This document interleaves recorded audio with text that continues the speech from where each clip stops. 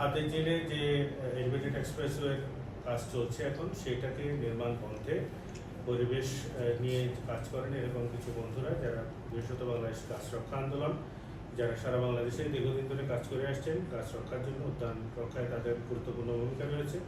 তারা গত বছর 14ই ডিসেম্বর থেকে তারা পান্থকুঞ্জে যখন দেখেন যে এলিভেটেড এক্সপ্রেসওয়ের জন্য গাছ কাটা হচ্ছে, তখন সেখানে অবস্থান ধর্মঘট করে তারা নিজেরাই সেখানে বসে পড়ে আসলে প্রতিবাদ করতে থাকেন। এইভাবে প্রায় 168 দিন তারা সেখানে প্রতিবাদ চালিয়ে যান। আমাদের সংশ্লিষ্ট মন্ত্রণালয়ের মন্ত্রীবৃন্দ, অর্থাৎ সেতু মন্ত্রণালয়, সড়ক ও সেতু মন্ত্রণালয় এবং পরিবেশ ও বন মন্ত্রণালয় থেকে শুরু করে মোট 3 জন গণপূর্ত অ্যাডভাইজার ছিলেন।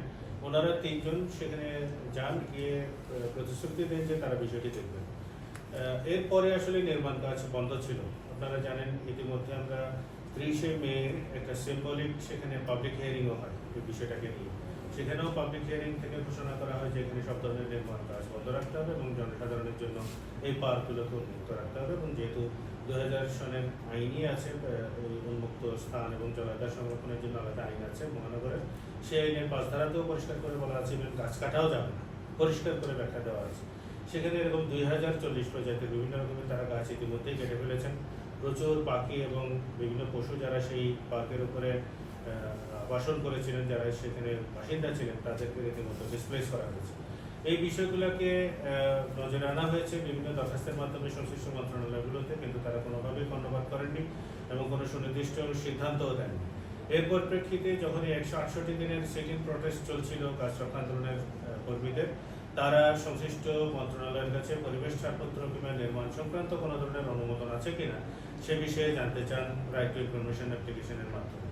সেখানে তারা পরিবেশ মন্ত্রণালয় জানান যে তাদের কাছ থেকে কোনো অ্যাপ্লিকেশনই জমা পড়েনি নির্মাণের জন্য কিংবা পরিবেশ ছাড়পত্রের জন্য। সর্বশেষ 8ই ডিসেম্বর 2023 পর্যন্ত আমরা দেখেছি যে তাদের ছাড়পত্রের মেয়াদ ছিল। তারপর থেকে আর কিন্তু কোনো রকমের ছাড়পত্র নেই। আমরা খুব রিসেন্টলি আবার খেয়াল করলাম যে তারা গত 1 সপ্তাহখানেক আগে আবার নতুন ধরনের যন্ত্রপাতি জোগাড় যন্ত্র করে আনতে শুরু করেছেন, নতুনভাবে কাজ করার উদ্যোগ গ্রহণ করেছেন। সেই উদ্যোগের ফলে সংক্ষুব্ধ হয়ে গাছ রক্ষা আন্দোলনের যারা আছেন, কর্মীরা যারা আছেন, তারা সেই অ্যাক্টিভিস্ট বন্ধুরা আমিরুল রাজীব এবং এতে আরও পিটিশনার হিসেবে সংযুক্ত হয়েছেন প্রফেসর আনু মোহাম্মদ, প্রফেসর গীতিয়ারা নাসরিন, প্রফেসর সামিনা লুৎফা, পাবেল পার্থ, আপনারা জানেন তিনি পরিবেশ নিয়ে দীর্ঘদিন কাজ করতে করে পরিচিত, প্রফেসর আদিল মোহাম্মদ খান, তিনি আরবান এবং রিজিওনাল প্ল্যানিংয়ে জাহাঙ্গীরনগর বিশ্ববিদ্যালয়ের শিক্ষক, সৈয়দ মাহবুল আলম, তিনি এই আইনজীবী এবং তিনি গাছ রক্ষা আন্দোলনের সাথে দীর্ঘদিন ধরে জড়িত, এবং লেখক গবেষক ফিরোজ আহমেদ আছেন, এবং নাইমুল হাসান, তিনিও গাছ রক্ষা আন্দোলনের একজন কোঅর্ডিনেটর এবং দীর্ঘদিন ধরে এই উদ্যান রক্ষার ক্ষেত্রে তাদের গুরুত্বপূর্ণ ভূমিকা রেখে চলেছেন। এই 9 জন সংক্ষুব্ধ হয়ে পাবলিক ইন্টারেস্টে মহামান্য হাইকোর্ট বিভাগে আজকেই এই আবেদনটি শুনানি হয় যে রিট মামলা করেন সংক্ষুব্ধ হয়ে, এবং হাইকোর্ট বিভাগের একটি দ্বৈত বেঞ্চ, জনাব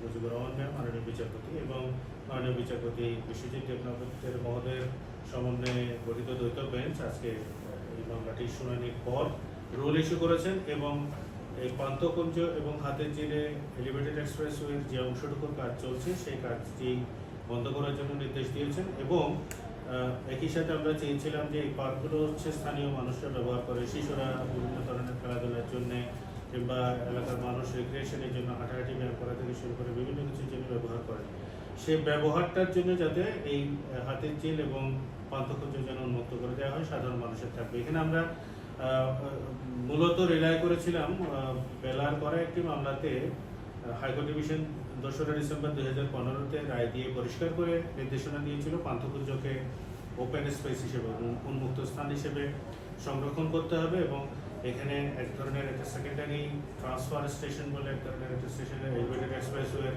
কাজ চলছিল, সেইটাকে অন্যত্র সরিয়ে নেওয়ার জন্য নির্দেশনা ছিল এই রায়ে। সেই রায়ের বিরুদ্ধে সরকার পক্ষ থেকে কোনো আপিলও করা হয়নি এ পর্যন্ত, ওই অবস্থাতে রায়টি আছে 2015। এবং এরপরে পান্থকুঞ্জের পরে পাশাপাশি আমরা হাতের জেল নিয়ে দেখেছি বিজিএমএ ভবন ভাঙা সংক্রান্ত উচ্চ আদালতের যে রায় আপিল বিভাগে, সেখানেও কিন্তু পরিষ্কার করে বলা আছে যে ওয়াটার বডিতে কোনো রকমের কনস্ট্রাকশন কিছুই করা যাবে না, সেটা একদম স্পষ্ট নির্দেশনা সেখানে আছে। আমরা দেখছি হাতিরঝিলের মগবাজার থেকে এমপিসি ইন্টারসেকশন পর্যন্ত একটি অংশ ভরাট করে অসৎ উদ্দেশ্যে সেখানেও আসলে নির্মাণের এক ধরনের চেষ্টা, এক ধরনের প্রস্তুতি আমরা সেখানেও দেখতে পেয়েছি। ফলে এই আজকের এই আদেশের ফলে হাতিরঝিলের যে অংশে কাজ চলছিল বা চেষ্টা করছিলেন সে অংশ এবং পান্থকুঞ্জে কোনো ধরনের এলিভেটেড এক্সপ্রেসওয়ের কাজ, নির্মাণ কাজ চালানো উপরে নিষেধাজ্ঞা দিয়েছেন, স্থগিত করতে বলেছেন, রুল ইস্যু করেছেন। এই হচ্ছে বিষয়। এটা পাবলিক ইন্টারেস্টেই করা হয়েছে এবং আমরা আশা করছি যে সরকার এই বিষয়টাকে খুব সিরিয়াসলি নিয়ে আমলে নেবে, কারণ আমাদের